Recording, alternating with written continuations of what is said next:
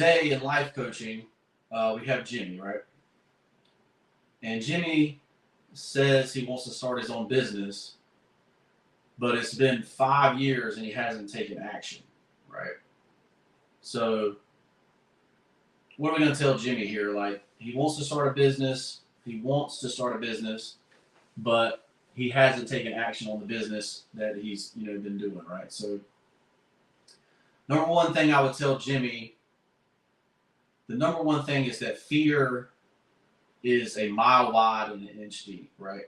So for some reason, some fear is keeping him from taking the first step forward, right? Whether that be people at work, you know, commenting on him, like so for myself, like I started a T-shirt company, right? And you know, obviously that side hustle is very, you know, like, oh, why are you doing that? Why do you need more money? Like, why would you just go get a second job?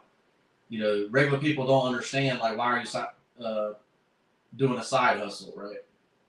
And the first thing you just say when you're doing a side hustle is, oh, I just enjoy it, right? I just enjoy, making T-shirts, right? So that's what I say.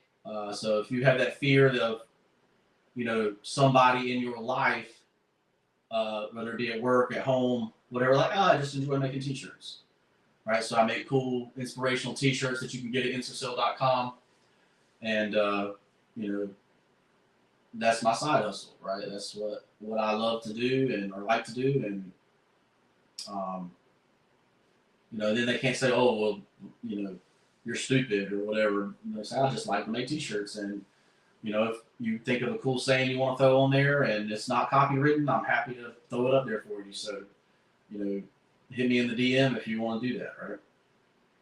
But then the biggest thing you got to realize is that, do you want the dream outcome or do you want the business, right?